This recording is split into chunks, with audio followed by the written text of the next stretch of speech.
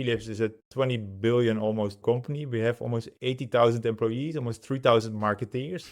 So of course, things don't move always as fast as you want them. I think the pirate mindset, especially in the early days, it was really all about rewriting rules, rewriting the system basically from the inside. And yeah, of course, they have a reputation, but I see them more as rebels. And with rebels, it doesn't mean being difficult or being against the established order. I think many companies have very unwritten rules or processes, even tools they have been using for a long time. And also nobody really questions it. They say, yeah, that's just how it is in our company. And I have a mindset of I don't accept these things, and I really look for opportunities in my role to influence and to challenge that and do it differently. It's almost like mutiny as a movement, but in smaller controlled steps. What's up, everyone? Today we have the pleasure of sitting down with Henk-jan Brugge, Head of Global Martech at Philips. Just a quick disclaimer that the views and opinions expressed by Henk in this episode are his own and do not necessarily reflect the official position of Philips. In this episode, we explore embracing the digital pirate mindset in Martech, why clean data is the real treasure map for AI, rethinking Martech as people tech, where Martech should report in the organization, and how to elevate Martech teams beyond button pushing. All that and a bunch more stuff after a super quick word from two of our awesome partners. This episode is brought to you by Revenue Hero. 2 field forms. Complete context, instant scheduling. Finally, you get to pick all 3 without a single line of code. Introducing native enrichment by Revenue Hero. Plug in Clearbit, Crust Data, Apollo, or stack all 3. Enrich all the data you need instantly on submit. Stack your enrichment providers, waterfall your way to clarity. Determine qualification and meeting routing based on enriched information. Layer it onto your current distribution logic. Book more meetings with your qualified buyers. Get started at revenuehero.io. This episode is brought to you by Mammoth Growth. Ever feel like your data is lying to you? Like you're making big bets on numbers you don't even trust? Everyone talks about garbage in, garbage out, but almost no one actually fixes the garbage. That's where Mammoth Growth comes in. They're the fastest AI-powered data team on the planet. They build production-ready data architecture that turns your fragmented customer data into one unified, trustworthy source of truth, fast. Most companies spend months trying to get answers. Mammoth Growth compresses weeks of analytics engineering into minutes using a multi-agent AI workflow. No rework, no broken dashboards, just clean, reliable data models you can act on with confidence. Calendly, Siemens, TED, and hundreds of other brands trust Mammoth Growth to fuel measurable growth. Check them out at mammothgrowth.com to see how they make bad data disappear. Henk, thank you so much for joining us today. I really appreciate your time. Yeah, Phil, it's such a pleasure to be a part of your podcast. And I have to say that I listen to your podcast a lot. I feel like I know you quite well already, Phil, because I've heard your voice so often. And I just want to say thank you for bringing all these people in, sharing the stories. We all try our best, right, to make sense of all the technology and everything that comes along with it. And I just love to hear the stories of other people. And it also, you always see that we have actually more in common than we are apart, right? So it's every episode brings me a lot of inspiration and insights in this whole community that we call Martech. So thanks. Yeah, thank you so much for saying that. I appreciate that. I see a lot of folks say that as well. Like they hear other people's stories and they're like, oh, I'm not the only one that's dealing with that thing at work. Like I'm not alone in this tiny world. I feel alone sometimes in my company because I'm the only person wearing that hat. But then I listen to the show and someone at SoundCloud and someone at this company is dealing with the same stuff. So it's like our little echo chamber is bigger than we think. Exactly. I can concur with that. And it's also feel that I think a lot of people feel sometimes a bit alone in the company, but we'll get to the career advice question probably a bit later, but it's all about connecting with community, like-minded people, etc. You get Slack communities, you mentioned it sometimes. There's so much to learn from others, really. Yeah, one thing that folks love to do in marketing ops or in Martech and our little ego chamber is assign characters or like symbols to their job profiles. Some folks say like marketing ops people are wizards. Like that's the one I've heard the most frequently. I've heard maestros or mechanics or janitors. I kind of like air traffic controller, but none of these kind of really feel super right. When I first heard you mention this idea of digital pirates, I was immediately intrigued and wanted to start the conversation by diving into that a little bit. So you've leaned into the digital pirate mindset in your Martech role at Philips, kind of breaking the rules, rewriting the system from the inside, like being a pirate in the Navy, so to speak. I love the energy and kind of describes my mandate for Martech really well. Maybe we can start by just like chatting about where did this analogy come from? Maybe explain the birth of that for you. Definitely. So it's also not something that I made up. It's something that I have to thank my previous manager. His name is Robert. If you're listening, this is for you. But thank you for bringing in that digital pirate mindset. He was inspired actually by the book Be More Pirate. I would definitely recommend it to read as well by everybody. And I think it's also good to start with a bit of a history on pirates and what it means actually for me to be a pirate, because it could also have a bit of a negative connotation, of course. And I think the pirate mindset, especially in the early days, it was really all about rewriting rules, rewriting the system basically from the inside, therefore being at the forefront of innovation. And actually for them, that meant quite progressive thinking. I think it was something 1500, something like that. So even social change, equal pay on the ship, emancipation, all these things were part of it. So they were very progressive. And yeah, of course, they have a reputation, but I see them more as rebels. And with rebels, it doesn't mean being difficult or being against the established order. People could think that as well, especially in the company. I think you stated well, how can you be a pirate in the Navy versus a pirate next to the Navy, right? You need to be a pirate in the Navy, in the big mothership. But for me, it's very much about not taking things for granted as they are. And I think many companies have very unwritten rules or processes, even tools they have been using for a long time. And also nobody really questions it. It's like that. And onboarding a vendor, for example, I think I've seen some statistic that for some companies, it still takes 6 to 12 to 18 months, right? Translating the whole content enablement, it gets stuck for weeks or even months sometimes, right? Which really hampers your go-to-market. And sometimes when you talk about it with people, they kind of laugh it away. They say, yeah, that's just how it is in our company. And I have a mindset of I don't accept these things. And I really look for opportunities in my role to influence and to challenge that and do it differently. And of course, you can't do it alone. You need to enable others also to do it differently. And it should be also, I really believe in self-service also there.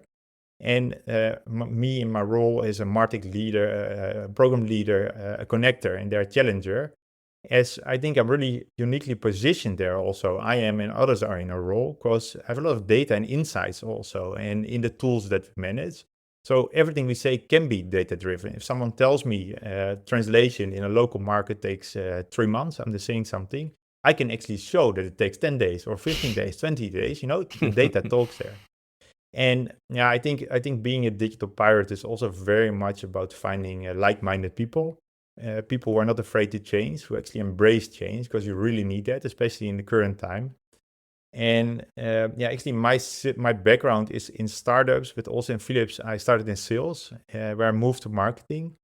And I think also something around sales, and I've heard it in your podcast before, you need to be entrepreneurial, but it's very much about the customer. It's a tough job also. Sometimes I think, especially in bigger orgs, in conversations that we have, we tend to lose also the customer in some of our conversations, And like I said, the world is changing. Customers ask for a different approach and experience than before, and really at a faster rate. And where marketing, I think, before was really about education more, or self-promotion, then more about education. And I think we now go really into, how can you be authentic and authenticity in this whole AI world, So it's also kind of a next marketing 3.0 that's starting. And I think that's where the pirate code comes in very well, is to challenge that status quo, innovate at the margins of what is accepted or golden rules in your business, break free for part of the central governance to such an idea that their rules become really mainstream. And I think it's also about re-educating kind of the established systems and people also, because in general, leadership has been around for a longer time. So they're also used to different setup, different ways of working, etc. So take them along, and they really appreciate it also. So it's almost like mutiny as a movement, but in smaller controlled steps. And of course, only where it makes sense and where you can. We as Philips, especially at my current role, we work really in a highly regulated environment also, an industry. And I live by these rules, made them my own. I want my team also to really understand them and live by them. And we are very close, actually, as part of our role as Martech. You're close to many teams, also the quality, regulatory, legal, compliance team, and you can't go wrong there really because it will bite you. And I think Phil, there also in the pirate culture, you really need to have radical transparency. I really believe in this and openness to ideas. And people need to feel safe to speak up, try things, fail, etc. And I believe we make big decisions really together as a team where possible. And I hold really little information for myself. Sometimes I'm oversharing, which is also not good. But I try to share as much with the team as I can. And I think that's also pirate culture. And of course, I'm the captain of the Martech ship, together with a great colleague who's also co-heading kind of this team. And there's space to bringing ideas, make decisions, etc. And in the end, I hope always, and that's how I approach the job also, that the team can stand on their own feet. Mm-hmm. And I'm not needed anymore in a way, in the day-to-day. So I can focus on other things, maybe more strategic things. You will always find a new role opportunity, I think, with the background that we have. And one more thing I would like to add there, that I think something that's really overlooked in technology in the field that we work in is storytelling and doing really good storytelling. And I think due to maybe the background or the nature of who we are from interest in technology platforms, data, we are not the best storytellers, though we are call ourselves marketers, right? But maybe we're not the best storytellers. But if you want others to join you, right? And technology, I think, is sometimes seen also as kind of boring still or difficult to some. You really need to embrace it. And it's really exciting, I think, also, technology. And I'm happy also to see with the rise of AI, self-service, etc., like I mentioned before, it actually gets less and less techy for a lot of people who work day-to-day with these tools. So, I really think it's a mindset, it's a way of doing. And translating that to Philips also, to make it a bit more practical. Philips is a 20 billion almost turnover company. We have almost 80,000 employees, almost 3,000 marketeers. So of course, things don't move always as fast as you want them. And what we did as a team, digital programs and Martech team, is basically we set 3 pillars at the beginning of 2024, where we looked how much time do we actually spend on business enablement, how much time do we spend actually on internal operations, and how much time do we actually spend on education or enablement. And it was actually quite shocking that after some months, we saw that around 60-70% of all we did was spent on internal operations, so away from the customer, right? I think a great insight. And we've tried to change that also with data-driven, some ceremonies, etc. And I'm happy to see that it was quite successful, where we now spend around 60% actually on the business and with the business. And all that internal operations, sometimes very experienced product owners, they are not fit for certain jobs. You can just hire someone else to do it, Maybe you pay too much money even for a certain job, So it's also about making such a kind of choices. And we even rebranded our product owners to platform managers, where they're really kind of internal consultants, capability builders, technology challengers, I would call it, who help even in business case creation, strategic planning, to educate and enable, and are really business partners and seen as business partners in their domains also. And of course, next to that, they also manage a platform or a system, the backlog. They work with IT, development teams, etc. But it's less at the forefront, and they enjoy their work also way more, because it's not only about getting a ticket, building something, making it ready. They enjoy their work way more, and I have to say that we also became way more impactful. So I think we've been successful there, and you see the same trend happening in other organizations as well, who kind of grow from out of startup, scale up, etc. They made decisions in the past. They're very decentral. They want to centralize. They see that's also not working. For Philips, it's the same. We had a very big digital team, almost 200 people, where we also saw we needed to change because there was a huge marketing sales disconnect. Things took a long time to get through the pipes. Also, you had a very strong center of excellence kind of from a global perspective. But people on the local side, they didn't have enough knowledge, so something needed to change. And I see that often happening. That's when you get a bit to more local autonomy or more kind of a federated model. Super cool. I really appreciate the detail in your analogy there. I think it's something that a lot of startup folks will feel a connection to, but I think all the stories within Philips and the massive enterprise that you have there and all the stories about that, I think it relates to both startup folks and big enterprise teams. I think my favorite part of the analogy is like you said, there's like a bad connotation to pirates, like they're like Yes. thieves and they're like chasing treasures, but there's also kind of like a rebel analogy to it. And my favorite part of the analogy is like the treasure idea to it, like often associated with pirates, like we in marketing operations and like the Martech teams, like we know where the real treasure is. It's not in like chasing shiny new tools and the rise of AI. Like not everything is, worth chasing and trying. The real treasure is in clean data and measurable impact and systems that actually help companies scale.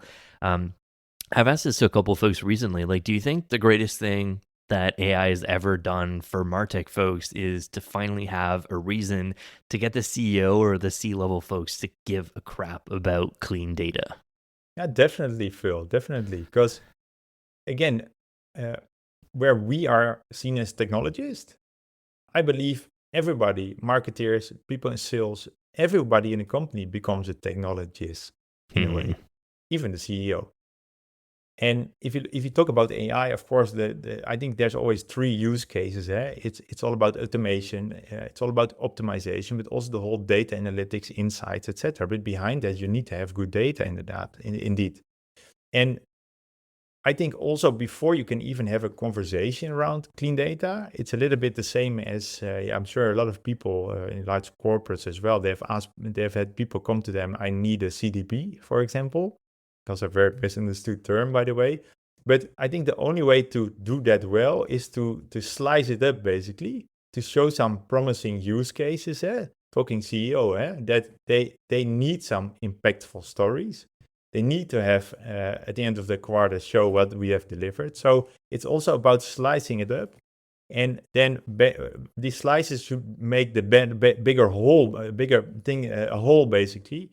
And based on what I mentioned before as well, that if you don't have your Martech life cycle in order, I think it's very hard to have that conversation also. And that's about integrations. That's about many things.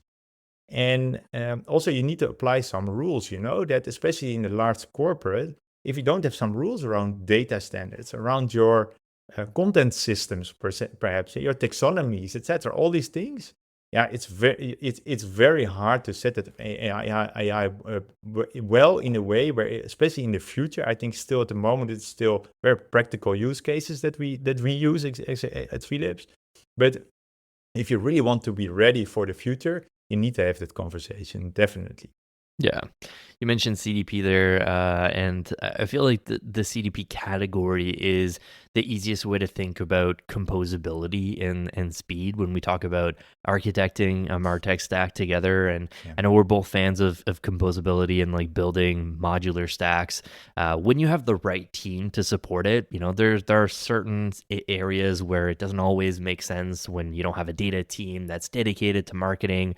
But you kind of explain this idea of renting use cases instead of buying or building whole systems, especially Yes. with like AI accelerating some of the modular tools like you just mentioned. What's like, I personally think it's a really cool way of thinking about it. Like composability, one of the best arguments is the flexibility, not being locked into a single data model, a single, platform, so to speak. How do you enable that kind of agility at the scale of Philips that you're operating in without sacrificing things that are obviously super important to the regulated industry you're in, like governance and data integrity and all the different regions that you're servicing? What are your thoughts there? Yeah, I think it's a great question. And maybe one step back, that if you look at a kind of end-to-end MarTech lifecycle, I call it the cradle to grave process or lifecycle internally in Philips. And what we did, we went really deep on what actually does it take to write features, to onboard, to build, and in the end adopt and continuous improvement and decommission. What are the steps involved there? And are actually the teams ready to take on what you have just bought or what you're plugging in or new features you want to bring in, etc. Because in the end, it's not about the technology, it's about the people who have to use this technology day to day. And I think that's also often forgotten, that we buy tech for certain use cases so we can reach our customer in a different way. We can have certain insights. We can have a better experience. Whatever is part of that business case that you've built. But we oftentimes also forget that there needs to be someone in our organization who actually needs to do the work with that tool, with the various tools that we have, and make something of it. So we really look at from kind of these 4 pillars. You onboard, you build and deploy, you adopt and you do continuous improvement, and you decommission. It means something else for bigger platforms than for smaller platforms, of course. And also in terms of budgeting, where previously we had all the budget, now it's with kind of the local businesses. We have around 16 businesses in Philips. And if a business doesn't use e-com channels because of the nature of their business, they don't have to pay for it as well, We got rid of yearly AOP cycles. We still have them for the big investments, but you can also request money on an almost 2 weekly basis. And I think always related to platforms or tools, and to go back to your question, Phil, for me, there's always 3 options, basically. You can do as global, you can challenge the global setup, or you do it yourself. That's it, And then if you do it yourself, then make also sure your team is there to cater for it. Take the example of CRM. We use HubSpot, we use Salesforce, we use Eloqua, all 3. And it's a choice, It just makes sense for certain places, but it needs to be a choice. Otherwise, we get in that whole discussion of shadow IT or does it cost too much, whatever. No, it actually brings us money, We have one instance of our CMS because it makes sense, but teams can manage it in a different way because the nature of their business asks that, basically. And to talk about then the whole data model behind it, etc. Yeah, of course we have our conversations there as well, but it's all about transparency, also giving people access, the keys to the castle or to the pirate ship in a way, so they can learn actually what tools do, what is the data models behind it, let them play with it without breaking it, for them also to have an opinionated discussion. Because, like I said before also, that I think the magic happens locally and not from a global side. I have a certain role where I manage certain global platforms. The magic happens locally, where actually, like I said before, the regions or the local markets, they own actually the customer experience. And what does that mean for my role also? That, of course, I'm a MarTech leader, but you could also call me kind of a customer or people technology leader. I'm a bit lost lately, even how I would call my own role. We can get towards that question later, because I'm sure you have something for me there, Phil, to explain that. But we work with marketing, with sales, with services, with product, with IT, with procurement. We work with the whole organization. In e-com, we work with demand planning, with supply planning. All these capabilities are stakeholders. And of course, I manage a team also, but it's all about, through that end-to-end revenue cycle, make sure it fits together, it works together, and to get it through seamlessly. And I think it's also, it's very important that we don't restrict ourselves purely by a scope or a team. I should, for example, not have only marketing in mind. I should think brand, but also downstream impact of customers, of course. Businesses own the products and solutions we sell, and I hope to enable them and make their life hopefully a bit easier, so that they have the knowledge and can make the right decisions, because they will not take my word for it alone. You've said that the term MarTech no longer really captures the scope of what we do today. You think that customer tech or people tech feels a bit more broader and more human-centered. I'm all for terms that sound more inclusive, but not just for the sake of doing a rebrand like we love doing as marketers. We create enough new terms in marketing that we don't need to change stuff that's finally well understood. What about revenue technology? Does it even matter what we call it? We finally have people knowing that MarTech is marketing technology, and technology that helps you market your company isn't just for marketing, it's for a revenue driving organization, it's for growth. We have tech, we have marketers, the tech helps marketers do cool shit. Thus we have MarTech. So, like, my question is, like, marketing isn't just top of funnel. Marketing and growth have always been about full funnel, life cycle, retention, engagement, upsell. Like, there's a lot of collaboration with CS and sales, like you've mentioned in your role at Philips, but it's Yes. still marketing at the end of the day. Like, why do you think we need to change the name Martech?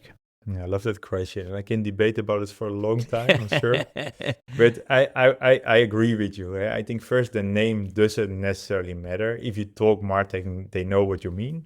But for me, it's almost to go back in platform terms, almost like a good or a bad user interface. It can be quite restrictive, if you know what I mean. And if I got $1 for every time that we with stakeholders, we thought we were talking about the same topic, I'll be very rich. I think of topics like I like a CDP, content enablement, CRM.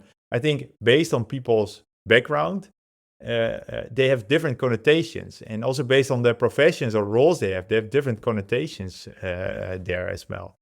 And yeah, I like I said, I just think it can be restrictive, and I hope we can find a way also to scope it, not to be kind of a catch-all or nothing term or something. And yeah, I think marketing technology has been a lot about technology, though the world is changing.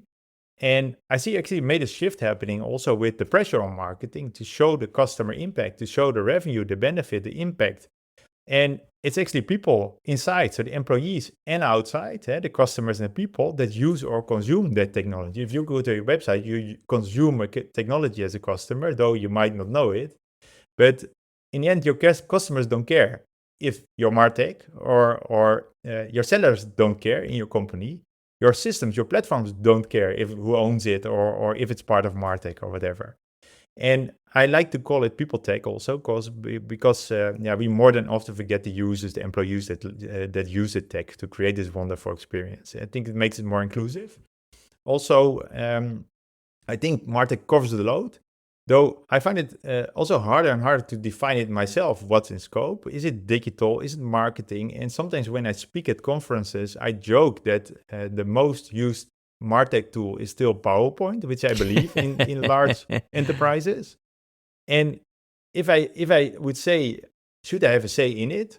Probably not. I don't care. Though, take companies like Canva, for example. Maybe I should have a say in it because an awful lot of time of marketeers goes to filling PowerPoints as well, you know? Mhm. So yeah, maybe I can help them improve. Maybe I can help them make it easier or better. So yeah, I really believe that MarTech is entering a new phase or a new chapter where the focus on tools isn't the right one. It's not about the tech. It never should have been. But it's all about the enablement basically you create with the right processes and people to create the best experience. And yeah, there I think core or fundamental is also that MarTech doesn't own marketing or campaigns. I think what we do own is really the architecture of the experience. And that's how I see it. And there, for example, take your e-store or your e-commerce, which is significant for Philips and for our team. We are also P&L co-responsible for what happens there. And we do over $1 billion in sales there. If we get certain insights, people add to cart, but they don't buy, these kind of data insights we bring back to our e-commerce managers. And actually, we sell more. So we're also very much P&L responsible as a technology team in a way, or co-responsible, how would you say it. And I really believe that it's changing. And even the way you manage your MarTech or your technology can be a competitive advantage. I think if you're still, like I said before, or it takes you still 6 to 12 months to onboard your tech, if it still takes you months to get to a conclusive set of requirements, and you have still these vendor conversations with all these demos, and you take them for granted, and when you implement it, you think, actually, this is not what we bought or what we wanted to have. I think if you still don't know what features in your stack drive the most revenue, I think you really have a problem, and you have a hard time keeping up in today's world and staying relevant. So I believe there your technical burden will harm you. So I would like to step away a bit out of that technical kind of platform domain and get a bit more into the business domain, because I think that's the future, and there we're also really well positioned in our roles because we have the knowledge of IT, of the background of the technology and how it works and how to implement something. Because I'm sure you as well feel sometimes when a user asks something, they think it's easy to switch off a button, though you know what's behind. sometimes they ask also something very difficult, and especially with the rise of AI and things we can do there, you can deliver it in a day, and they're also surprised, So yeah, taking them along and educate. But I think we're very well positioned there, basically. This episode is brought to you by MoEngage and their new warehouse native CEP, which revolutionizes the way data should be seamlessly fetched, analyzed, and activated. Now you can use MoEngage Cloud Data Sync to sync your warehouse data with MoEngage and use it to segment audiences or personalize messages without any development. Just set and forget. Use MoEngage warehouse segments to create segments on your warehouse data without moving underlying events, properties, or proprietary segmentation logic, and activate them directly on MoEngage. Using warehouse data analytics, brands can also directly generate insights from their warehouse data. Your long search solution for seamless data sync, smarter segmentation, dynamic personalization, and delightful customer experiences ends here. Warehouse native CEP from MoEngage, making it easy, smart, and secure. Learn more at moengage.com. This episode is brought to you by our friends at Knack. I have the amazing pleasure of chatting with some of the greatest minds in marketing operations, but you'd be shocked at how many of them have the same issues when it comes to their campaign creation process. They're dealing with things like scaling, personalization, keeping assets on brand, render testing emails, working in rigid templates, and worst of all, having to hand code emails. But many of the leaders in the space are using Knack to eliminate these headaches. Knack is a no-code email and landing page creation platform that covers initial campaign requests right until the sync to your marketing automation platform. Knack improves the whole campaign creation process by bringing the building, optimization, testing, collaboration, and also translation functions all in a single spot. So you don't have to jump around and coordinate feedback between a bunch of different people or wait on developers for very simple edits. Because at the end of the day, marketing ops folks want to focus on process and efficiency. Marketers want to focus on creativity, and Knack makes sure you get both and then some. Check them out at knack.com. That's KNAK, and tell them we sent you. I really dig your reframing of we don't own campaigns. We own the architecture of the experience, and that involves way more than just the tech. For me, it's almost like a reframing of what marketing ops and MarTech pros do, our never-ending battle with elevating the role beyond we're just people that are pressing send a button in Eloqua to send an email, or we manage MarTech tools. Marketing ops builds and maintains all the systems, the workflows, the logic to ensure the customer interaction, the people experience of that is consistent, timely, and scalable, and they make sure the experience works across all these tools and channels. Is that part of where you're coming from there? What are your thoughts there? Yeah, totally, I agree. And I like I said, I think two things I want to mention there, that I would challenge your listeners, go to those people that are now in your tech team, that are maybe product owners, or you think are very tech heavy, etc. They would be so happy to think along with you in how to enable certain business, make the experience better, whatever, because they have the technical knowledge, and maybe you need to educate them a little bit from a business side, right? But once you do that, you can have such a great conversation together. And what's the benefit also for example, a marketeer? Take an ABM marketeer, whatever. I'm just calling out a role, that they will become more technical, understand the systems better. The technical person or the product owner will understand the business better, So it's really a win-win also, where I'm sure they will be so happy to collaborate also. And it's not only a technical person. And I think also that what a technology team does is that we ensure that what people dream can become reality. At least we try. People dream a lot. We try to slice it off also always a little bit to make it practical and make it happen. But that's what we do. And I'm also really happy there to see that it becomes more and more self-service. Like I said before, that where I foresee everybody becoming technologists.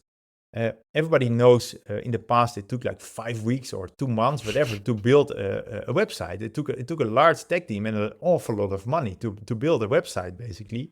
And now anybody with a bit of knowledge can make it happen in a matter of minutes now with AI, or hours if you go in the tools yourself, you add the right content, etc.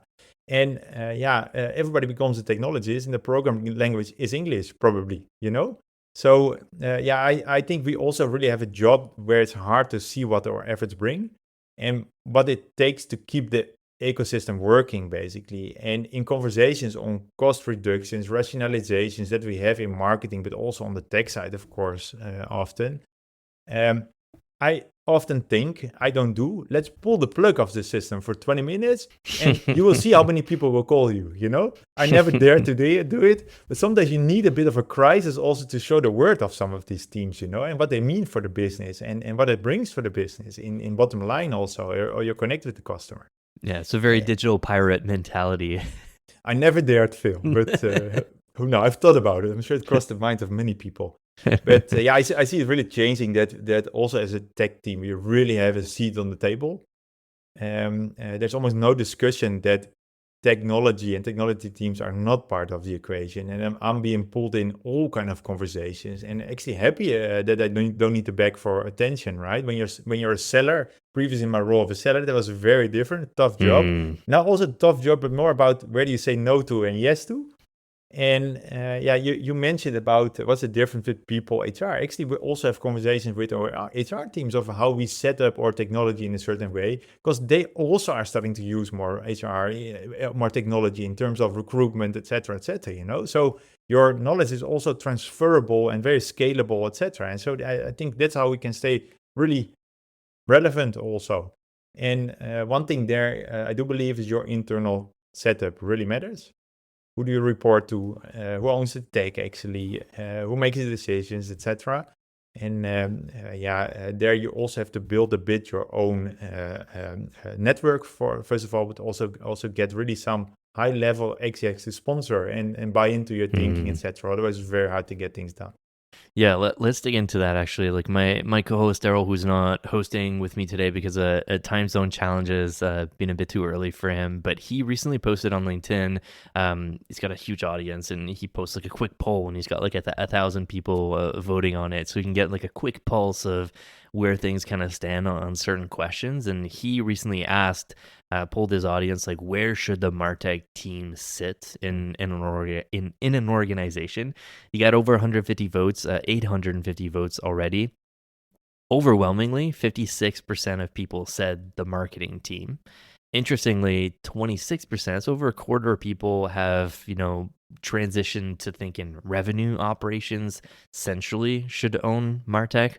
There's a lot of different answers too. Like some folks think GTM systems should own MarTech, IT should own MarTech. Small number of folks picked other, and I dived into the other section to see if there were like some hot thoughts there. And one of the comments from Mark in other is finance or the CFO, and his argument was like reporting into the CFO is better for MarTech and better for everyone, and because you basically are part of a political powerhouse. Like finance holds more political power than any other department in the company. And it's hard to work with finance right now when you're not in finance, but when you're in the finance behemoth or like mothership, whatever, like things can go a bit faster. I've personally never seen this before, like MarTech reporting into the CFO. You've actually argued that when MarTech reports into finance, it becomes a budget debate instead of an experience or growth debate or conversation. Where do you think MarTech should report to?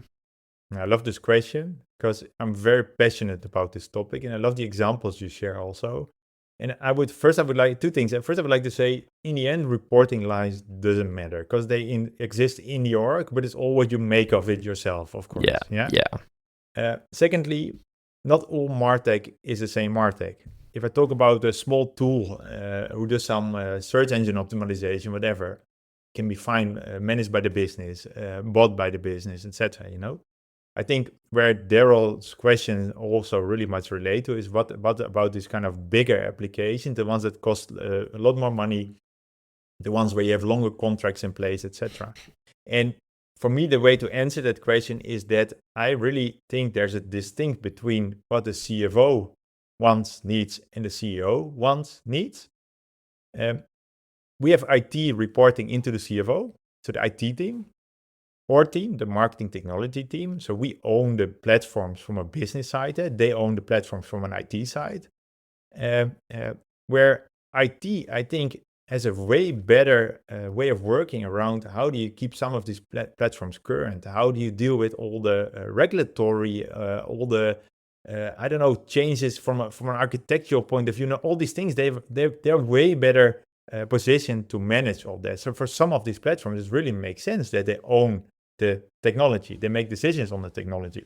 You don't be changing out your ERP system or whatever, your SAP system or whatever, no, that needs to be managed by IT. But I think especially for those platforms, take for our team what we manage, or CRM or ecom or web CMS, content toolings, etc. There should always be business in the lead, business in the driver's seat, business understanding of why they pay a certain amount of money for a certain tool and what benefit it drives. And there, I think a really key distinct between CEO, CFO is a quote I presented on as well, but it's basically of Rory Sutherland. He said that a missed opportunity doesn't show up on your balance sheet. And I love that because it's so easy to cut tools and save money. Yeah. But oftentimes two things happen. Of course, you have less spent, that's the first thing you see. But oftentimes we need to hire more people. There's probably more chaos because that tool did something, and also it takes a lot of time to ramp up a new tool, so there's a lot of other costs involved that you don't immediately see back. And also, again, I think you can't spend enough on tech as long as you have your business cases in order. And if you don't only use that business case as kind of an entry ticket to the amusement park and never look at it again, then make sure you have that life cycle in order. Make sure you manage it. You set some KPIs, and that means something else for a tool of $500, then a tool of $5K, then a tool of $100K or more. So again, I think reporting lines should not matter.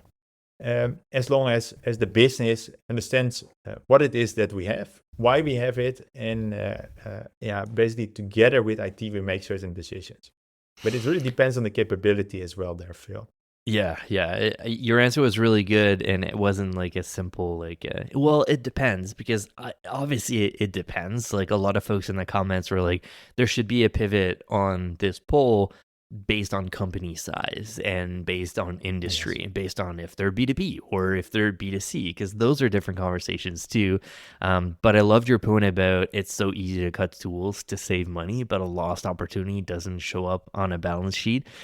You've actually admitted to once cutting long tail tools too aggressively.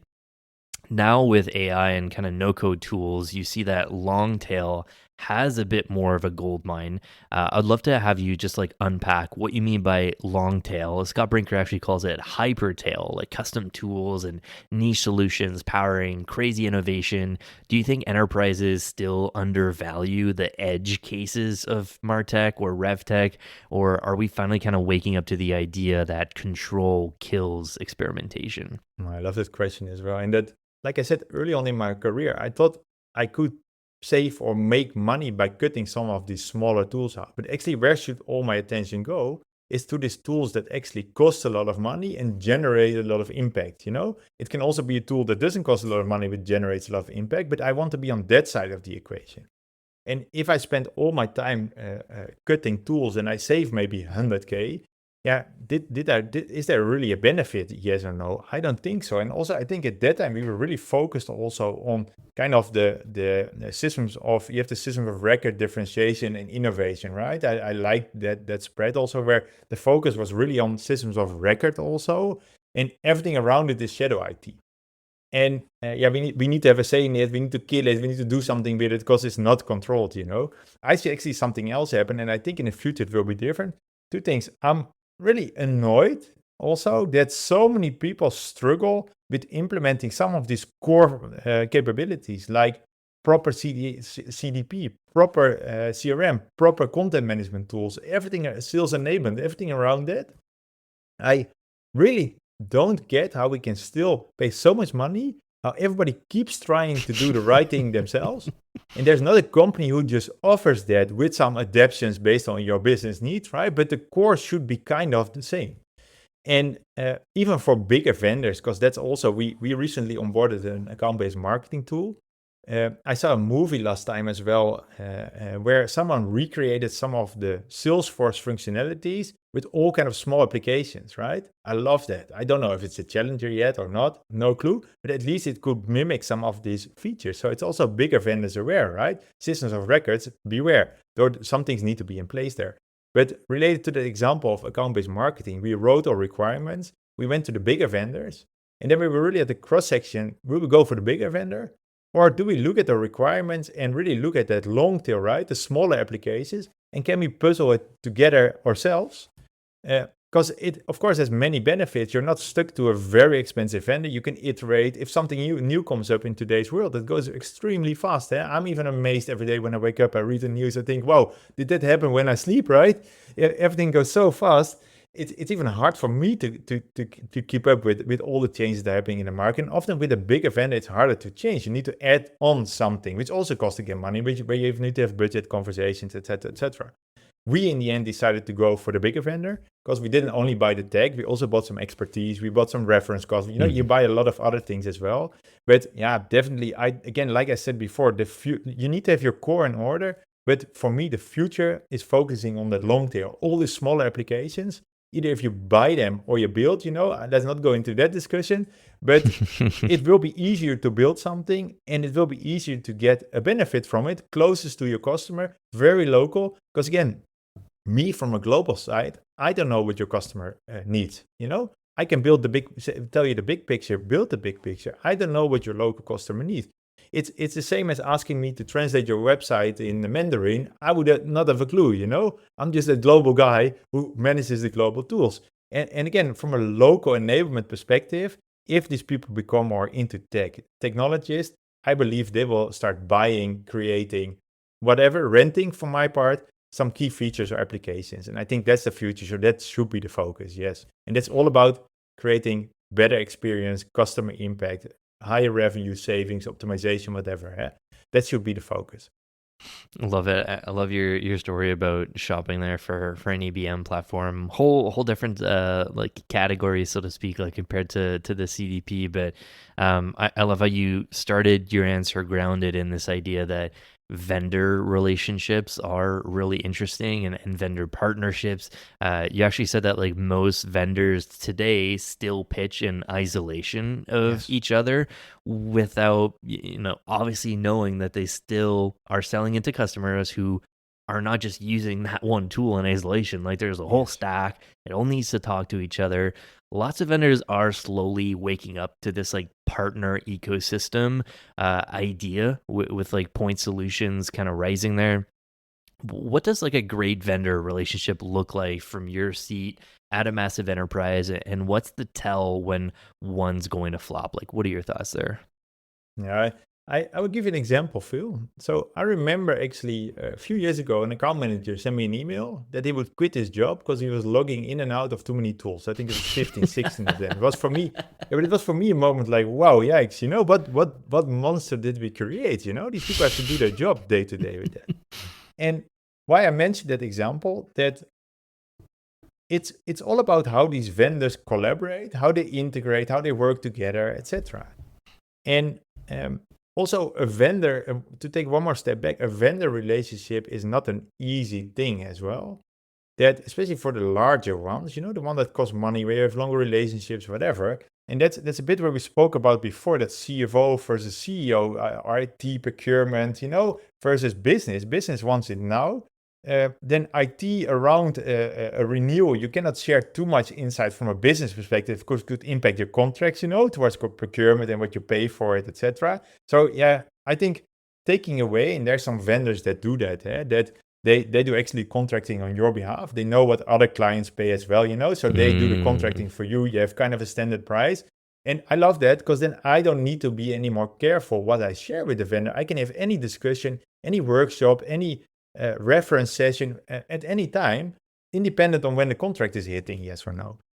And again, to answer your question, what is a good vendor relationship? We as Philips are very transparent on our tech stack. You can Google Philips Martech stack. You will find the evolution of our tech stack of the past 3-4 years. And I love when vendors come to the table. We have a conversation where they have looked at that. You skip already some conversations. of how they can add benefit based on the context and business we are operating in and the technical backbone that we have. And I'm already having a very different conversation with such a vendor. But often, you must get it as well. I'm getting all these LinkedIn messages with, hi Henk-jan, did you think of this? Shall we talk? It's all topics that, okay, might be important. There's abbreviations in it I've never heard about, And I don't want to have a random conversation. I'm happy to be inspired, but I have certain use cases and problems where I look for solutions. And I will find you, I will find you. And also one more thing I want to add. I think I still see, especially with the larger vendors, also that we have one-to-one conversations, right? Monthly, quarterly, whatever, conversations on how the tool is adopting, utilization, where we request features sometimes, these conversations, strategic conversations, but they never talk about the ecosystem or bring in other partners, vendors from that ecosystem on how they could better collaborate, So it's very focused on the customer that they have naturally, but they don't take into account the broader ecosystem. I think that could be a big win for a lot of vendors, because then you offer kind of more package or I don't know the right word for it. I can't find it, but you offer kind of a way of collaborating on again, maybe a capability or something that you want to achieve. So vendors out there, please reach out to me with these kind of conversations. Less acronyms in your LinkedIn DMs also. Yes. Hank, this has been super fun. I feel like I failed a little bit in my research by not uncovering that Philips is transparent in their tech stack. And I feel like there's another part of this conversation we could have had diving into that, because oftentimes when I have folks from big enterprise brands, like this is hush hush, like they can't talk about whether they use Eloqua or HubSpot, and like they can't share any of that. And so we talk about, we still have a lot of fun on like more thought leadership type stuff, and I feel like that's what we ended up doing, and we didn't touch on the tech stack. Maybe we can end super quickly on like maybe 2-3 tools in the stack that you can share that you think aren't known very well that folks should check out. Yeah, definitely. So to be quite frank, I found it hard to name a few, and I think it would also not be fair to call them out, because sometimes it's also about maybe I've just spoke to a vendor or we just onboarded one, and I'm recency excited about bias. it. Yeah, exactly. But again, to give some sort of answer to your question, I think if you look at the picture that we put online of our tech stack, the platforms that are in there. I've seen really big changes of how we collaborate based on the conversations we're having. Basically, we had one vendor, and I will not call out the name, in the content space, who showed that they measure NPS together with their customers, and that vendor showed us that the average NPS is something like -10. Bad.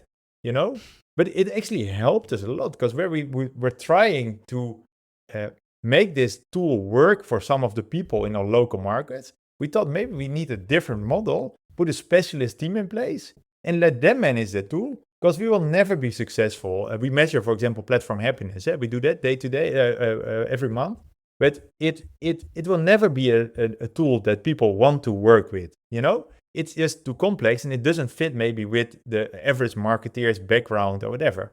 So put some champions in place. And actually, that was a great insight, a great conversation. And we learned something from it, and which we could practically implement. We put our platform manager, our product owner, very close to someone in the business. That person really learned how the tool worked, became the champion in that business, had lots of success with it. And also a lot of annoyance was taken away, So again, I don't want to mention some specific vendors, but I think that's the way to go. Have that conversation and show also where you're lacking. Yeah, I love it. We'll post up some of the most recent Martech Stack images there.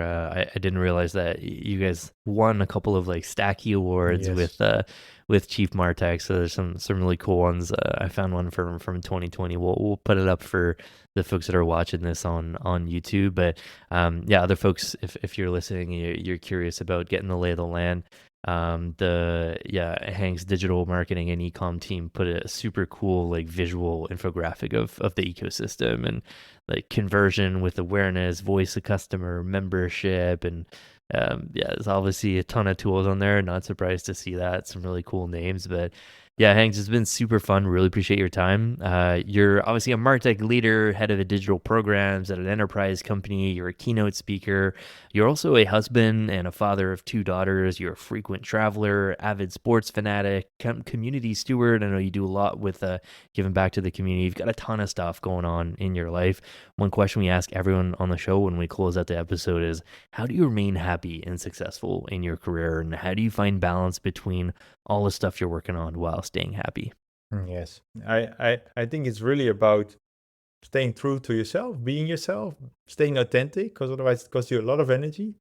And especially in the age of AI, I think it's really important to be grounded in what you believe and have really a bit of optimism also, because some people are daunted by, I don't know, whatever comes their way, or AI or whatever topic.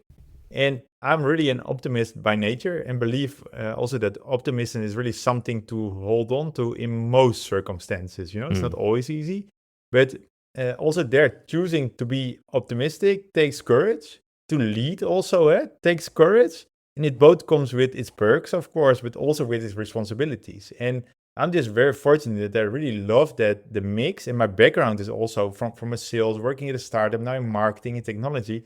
I really love the tech, the business, and the people. And I think that helps a great deal. Also, I've developed a habit, and it's maybe a small life hack that I use every Friday. I look at my next week. I think of that week where I work 5 days, but what if I would go on holiday Thursday, Friday? So actually I have only 3 days left. What would I focus on? It's also really about focusing. And one more thing, making choices, of course. Saying no more often than yes.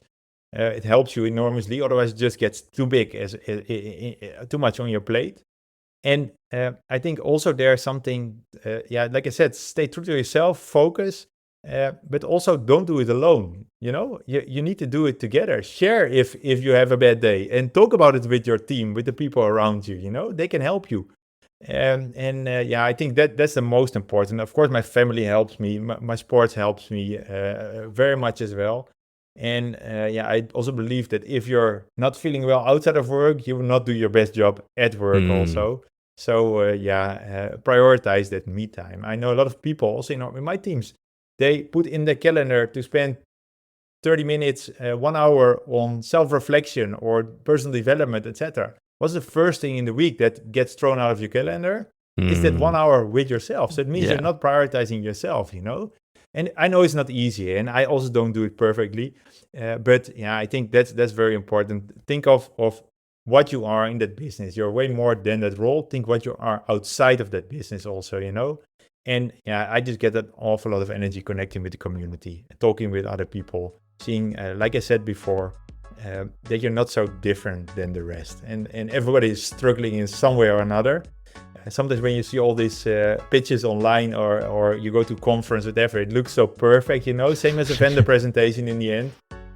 Try to connect with the person behind it. And I also just have fun while doing it. Enjoy the journey. That's it. Stay a pirate. I love it, Hank. This is super fun, powerful answer. You always see a brilliant mind, and MarTech. Really appreciate you sitting with us for an hour and sharing some of your wisdom. Looking forward to keep the conversation going. Thank you so much for your time. Thank you, Phil.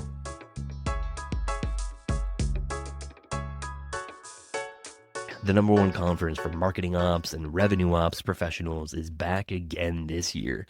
Block off your calendars from October 27th to the 29th in Anaheim, California. Grab your tickets at mopsapalooza.com while you enjoy some of the highlights from last year. This event is legit. Mopsapalooza is different because it's a practitioner's event. Everybody learns from each other. It's not a bunch of sales pitches. This is the users community. This year, we had over 300 submissions to speak. The sessions were selected and voted on by every single one of you. marketing ops isn't just marketing. It's about so much more than that. It's about getting inspired by each other to drive impactful change. And when MoPros are fully aligned with broader business goals, we become the true driver of growth. It is going to be an exciting few years ahead, and I really do believe that marketing ops is going to be at the absolute center of this. See what's going on in the industry. You want to be on top of your game, this is the conference to come to. It's the place to be. It's easily the best conference that you're going to go to all year. Community is completely next level.